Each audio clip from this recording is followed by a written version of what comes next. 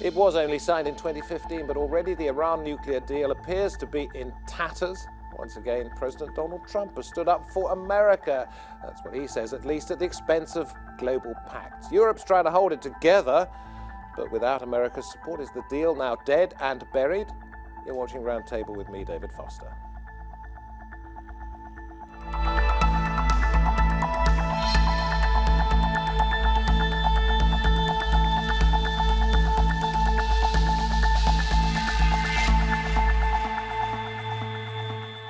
The Iran nuclear deal signified a warming, in a sense, of relations with the West. Now President Trump, with the support of Israel very vocally, has pushed Iran back out into the cold.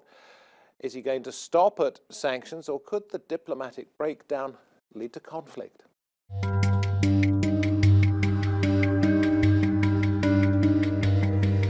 The Iranian nuclear deal was a signature foreign policy achievement for President Obama. But barely 3 years later, President Trump pulled the US out of the deal and reimposed sanctions on Iran, much to the dismay of European allies who were desperate to keep the agreement going, while pleasing Iran's regional enemies, Israel and Saudi Arabia. What now for Iran? Will they accept Trump's call to renegotiate? The signing of the 2015 nuclear deal was a major breakthrough for Iran's relations with the West. The agreement, for the most part, ended a decade of crippling sanctions and international isolation in exchange for a reduction in nuclear activities and full transparency. It meant Iran was able to return to global trade and investment, including the lucrative oil market. It also unlocked $100 billion in frozen assets overseas. But after an initial jump in economic growth, mainly through oil, prosperity has slowed. Rising inflation and unemployment sparked anti-government protests at the end of last year, as Iranians grew frustrated at the lack of growth promised after the deal. Whereas some hardliners accused the US of not holding up its side of the agreement. Opponents to the nuclear deal say it pumps more money into a secretive nuclear program or funds Iran's military and ballistic missile ambitions.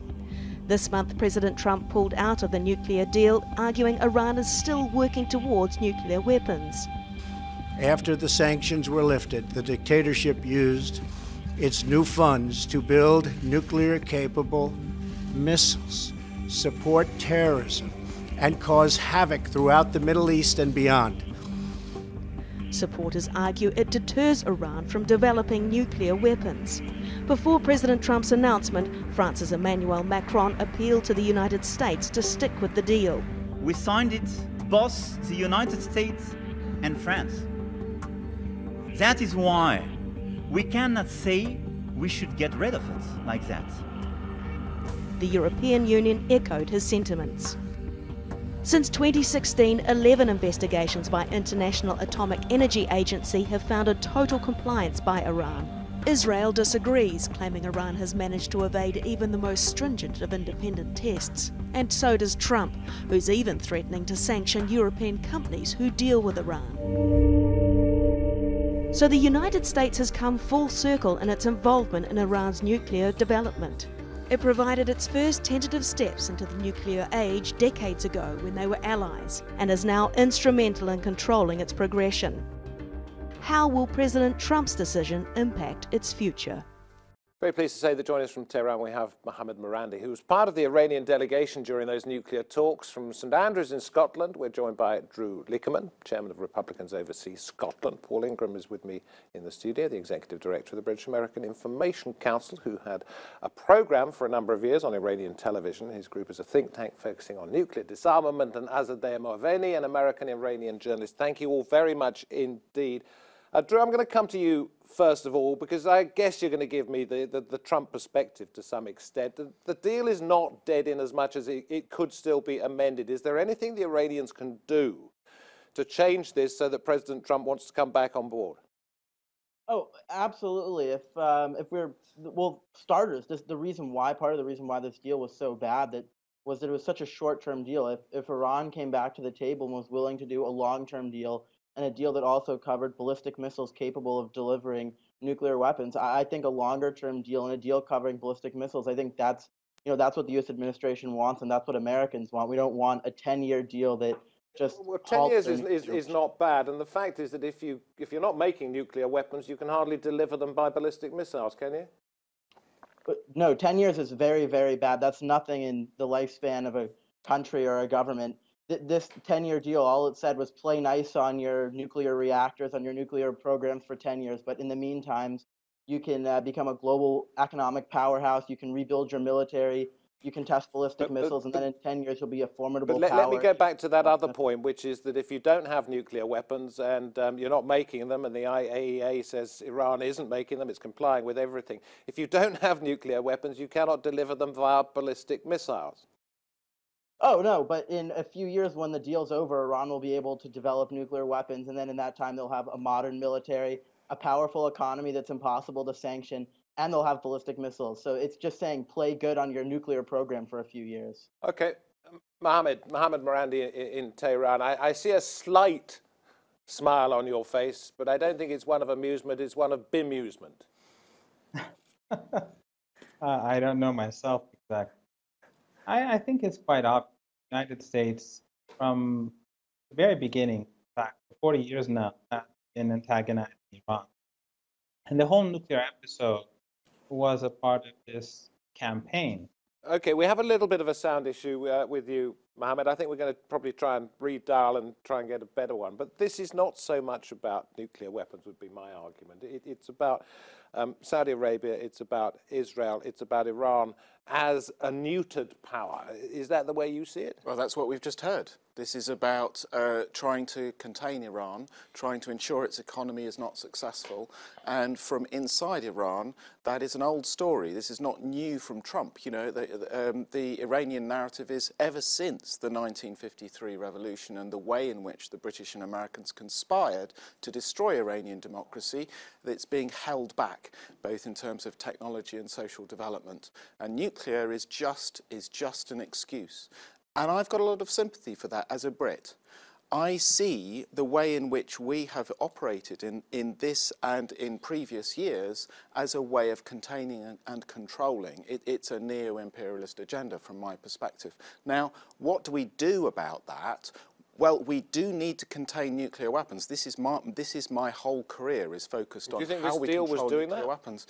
Absolutely, it was very successful and a model. I have to say. I mean, we need to be applying this model to Saudi Arabia and bringing Israel in as well, so that there is some sort of a fairness in this situation, because in the end, we will only have success in containing any potential Iranian nuclear weapons program, which has never been on the cards up until now, if we have a Middle East zone free of weapons. It's not just nuclear weapons, though, is it? I mean, it is, as Drew's pointed out, about ballistic missiles, whether they happen to have nuclear warheads or not. And what is the harm in putting some pressure on Iran to change the deal so that it includes ballistic missiles, which at the moment Israel feels threatens it, and Saudi Arabia too?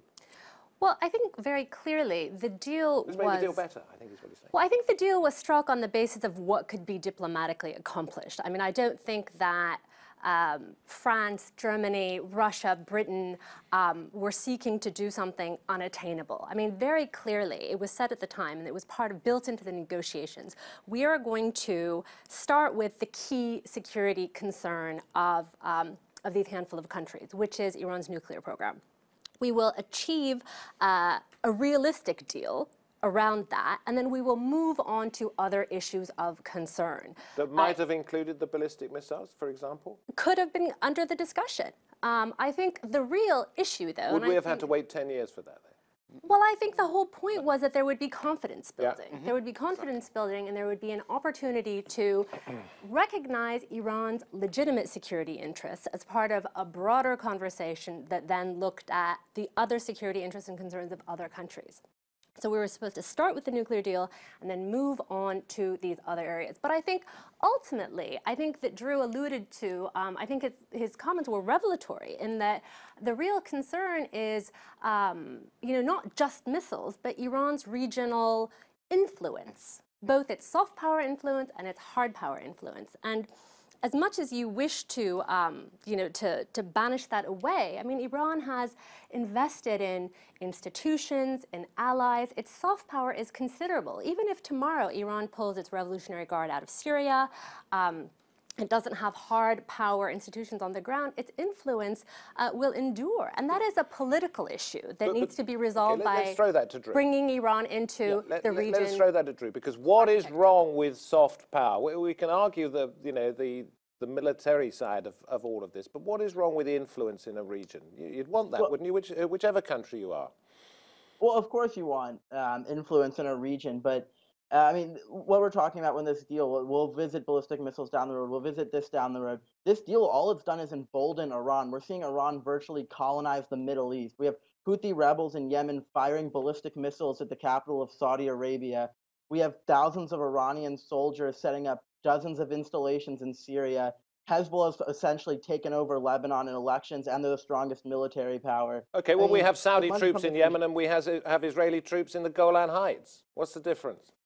Well, the difference is that we don't have. I mean, this Iranian regime is the reason why all these civil wars are going on. I mean, we wouldn't have Israeli strikes in Syria, and we wouldn't have to have. I mean, if it wasn't for Iran and Yemen, I don't think we'd be seeing Saudi Arabia there. I mean, this money from the deal is going directly to terror groups. It's going directly to attacks on Western allies. Drew, can I just ask you, you mentioned Hezbollah as an example of Iranian colonialism. I mean, what about the emergence of Hezbollah so many years ago? I mean, wasn't it the Israeli invasion of Lebanon that contributed to the rise of Hezbollah, which is, also a Lebanese political reality with MPs in parliament elected in an election that's broadly recognized. And the Constitution says it has to be part of the government. Yeah, well, that's exactly what happens when militias in Lebanon invite the PLO and Black September and terror groups that carry out bombings on Israeli school buses into their country. I mean, I don't know what you expect for Israel to respond when you have terror groups being held in southern Lebanon.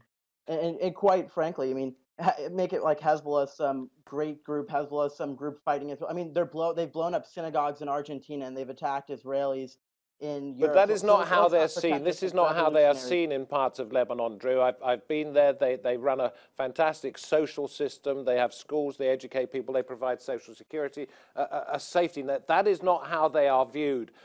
Let us come back to Mohammad Marandi again with that bemused look on your face of what perhaps you're hearing from Drew. I don't know. But isolate Iran simply because of what it's trying to achieve in the region. If you are Saudi Arabia, if you are Israel, that seems a reasonable objective, doesn't it?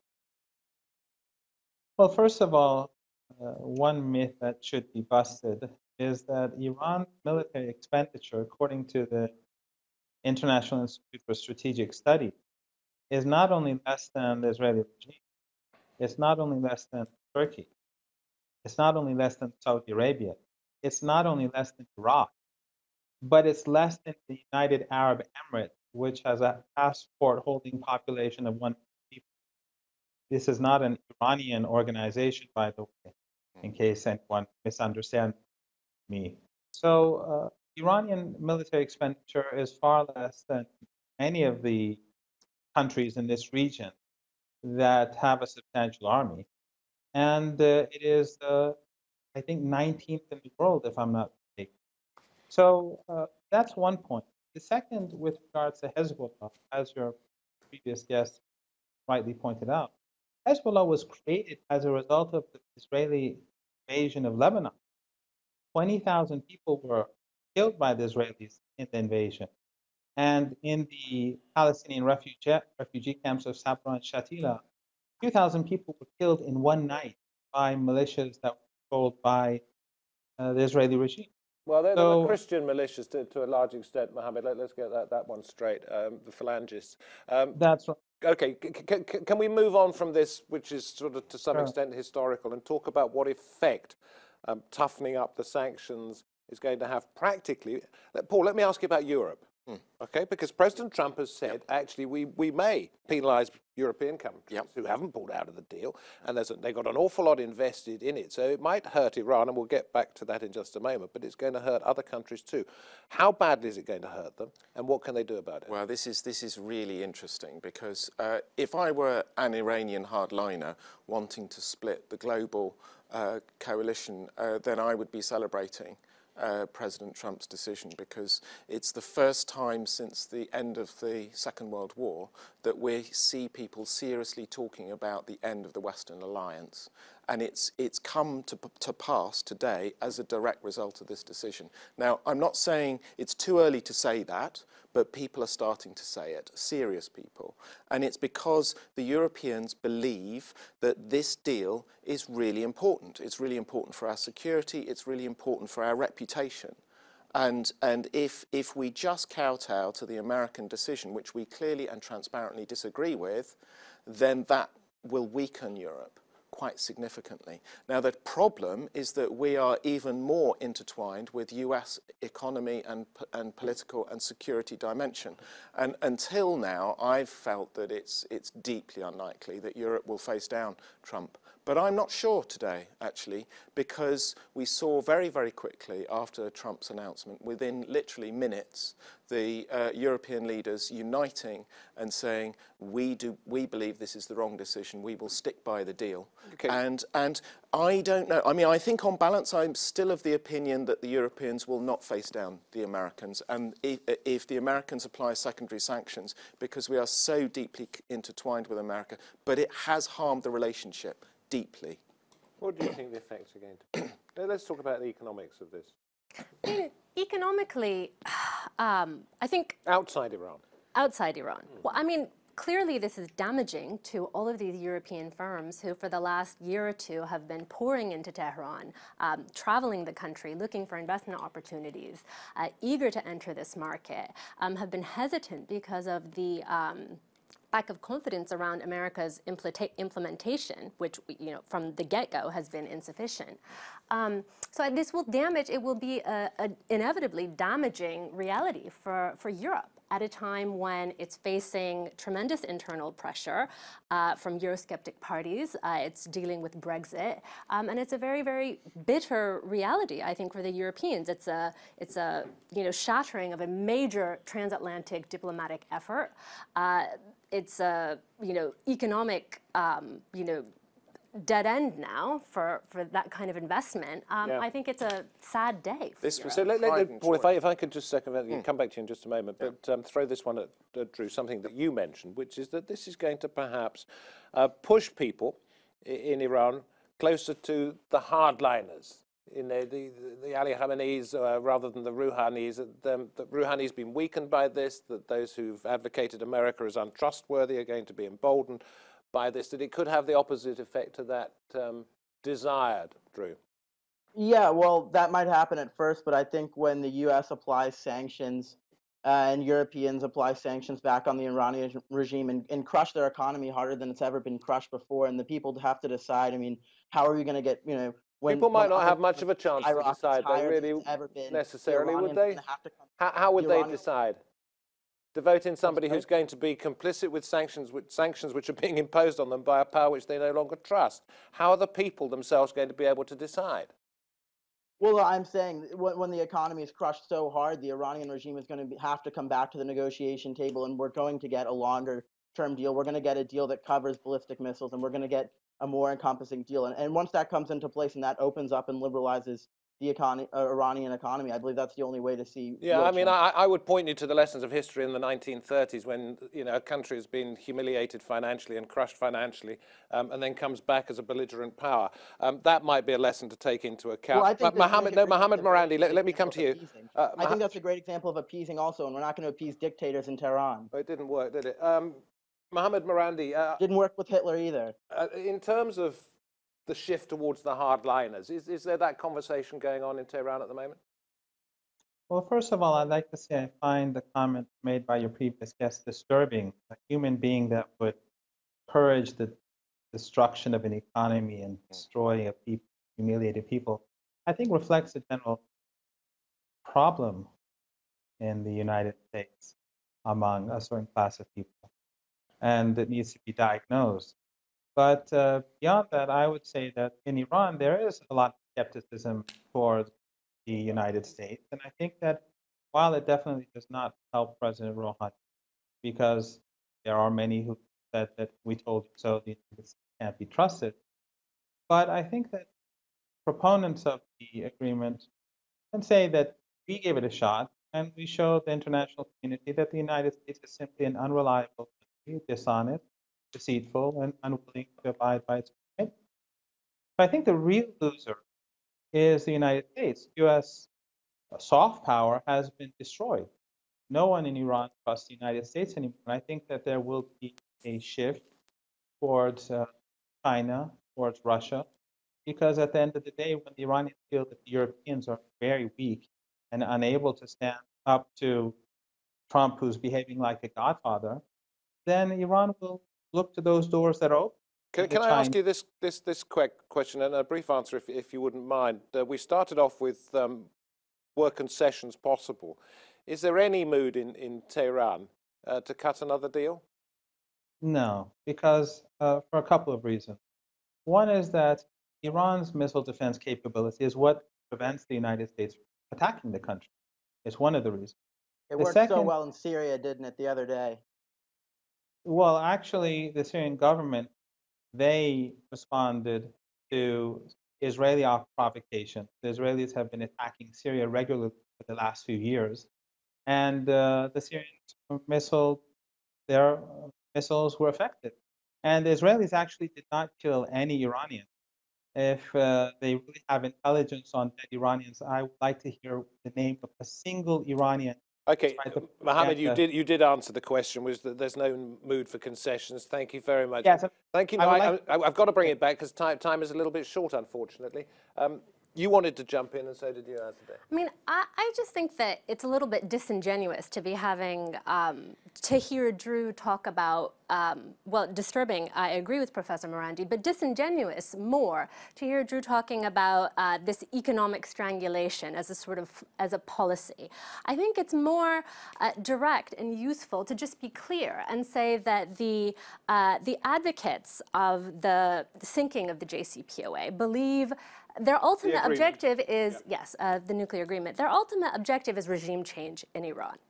They wish to achieve this by economic strangulation, hoping that the grievances will simmer, that there will be social upheaval, and that there will be some sort of pressure that causes the regime to collapse, because they believe very mistakenly that is the case, that Iran is so precarious that 5 more years of sanctions and the regime will collapse. This is incredibly naive and destructive, but also ultimately, misguided, because Iran's strategic security concerns in the region will outlast and predate the Islamic Republic. Syria has been in the sphere of Iran's interest for 40 decades. Having power projections in Iraq, in Afghanistan, I mean, these are partly a result of the vacuum created by American wars. But none of this is going to be, there is not going to be an Iran that is radically different in terms of its conceptions of its regional security. So not much would change, even if things changed. Well, and at the expense of the destruction of a people. Paul, we are short, and you're previous programme host, so you know how to keep it tight. Who's benefited from this? I'm not sure anybody has, frankly. I mean, people may think they benefit. As I say, the hardliners in Iran may have been saying, well, we always knew this. Israel will suffer in the end. Because the US is overstretching. The US is weaker than Donald Trump thinks it is.